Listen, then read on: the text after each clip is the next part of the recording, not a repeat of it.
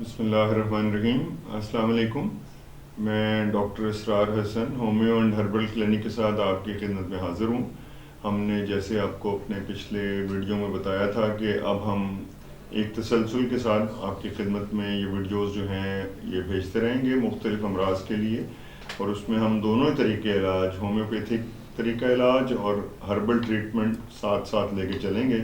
ہم آپ کو بیماری کی وجوہات، اس کی دوائی اور اس کا پرہیز، یہ ہم ساتھ آپ کو بتائیں گے ہر ویڈیو کے اندر۔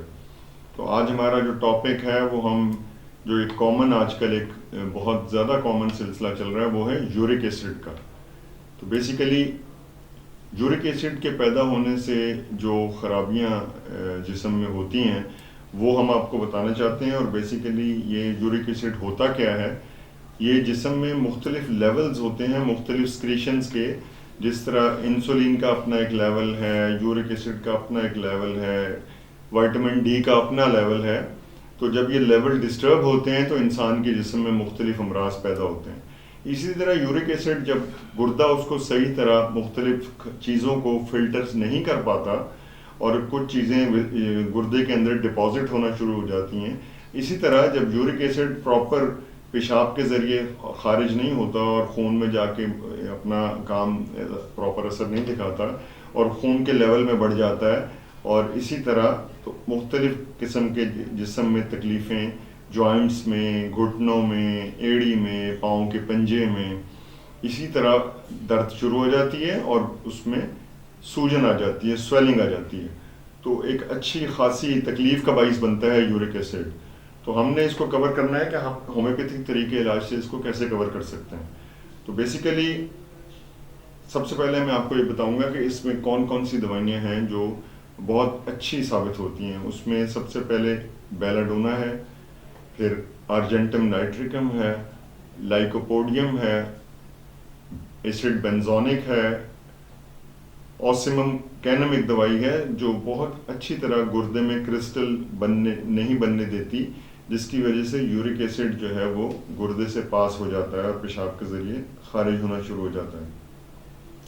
اس کے علاوہ ہم خواتین کے اندر اگر یورک ایسڈ ہے تو وہ خواتین کی علامات کے ساتھ ہم اس کو ٹریٹ کرتے ہیں۔ بعض دفعہ ایسا ہوتا ہے کہ پریگننسی میں کوئی دوائی نہیں دینی یا کسی خاص مرض کی شکل میں خواتین کو ایک دوائی نہیں دینی۔ تو اس کے علاوہ اگر درد چینج ہو رہا ہو، درد مستقل تبدیل ہو رہا ہو، تو اس میں پلسٹیلا ایک دوائی ہے، لیکن خواتین کو ہم ان کی علامات کے مطابق ان کا جو ایک ریگولر سلسلہ ہے وہ ڈسٹرب نہ ہو، اس کے ساتھ اس کو خیال رکھ کے ہم اس میں ٹریٹ کرتے ہیں۔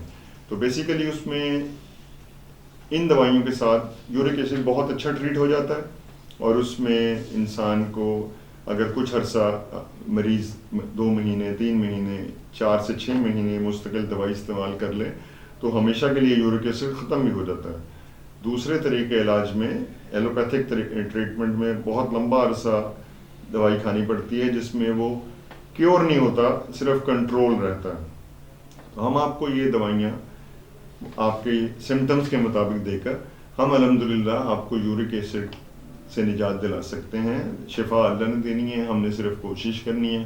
اور بیسیکلی اس میں جو جن چیزوں سے پرہیز کرنا ہے اس میں گائے کا گوشت ہے، جسے بڑا گوشت بھی کہتے ہیں، بیف نہیں استعمال کرنا، اور جو آج کل برائلر کے ساتھ جو مسائل آ رہے ہیں، مختلف قسم کے جو ایشوز آ رہے ہیں، اس کی وجہ سے آپ نے برائلر سے بھی اوائڈ کرنا ہے۔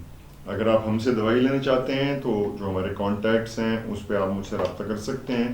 جس طرح کہ میں نے اپنے انٹروڈکشن میں بھی بتایا تھا، میں نے آپ سے انٹروڈکشن میں بھی عرض کیا تھا کہ دوپہر 1 سے لے کے رات 9 بجے تک آپ میرے فون پہ مجھ سے رابطہ کر سکتے ہیں، واٹس ایپ پہ رابطہ کر سکتے ہیں، اور اگر اس میں پھر ہم دیکھ لیں گے کہ آپ کو دوائی کس ذریعے سے پہنچانی ہے، جو کہ مختلف آپشنز ہیں۔ کوریئر کا بھی ایک آپشن ہمارے پاس موجود ہے، ہم کوریئر سے بھی آپ کو، اور جو لوگ قریب ہیں، جو لوگ قریب ہیں ہمارے، وہ ہم سے رابطہ کر کے ہمارے یہاں کلینک سے بھی آپ ہم سے دوائی لے سکتے ہیں۔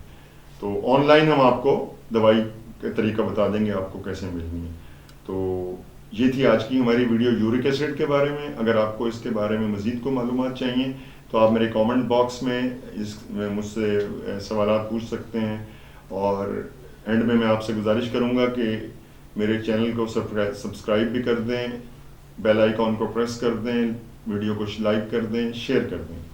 اپنے معاونین، محسنین اور متعلقین کا خیال رکھیے گا. بہت شکریہ. اللہ حافظ.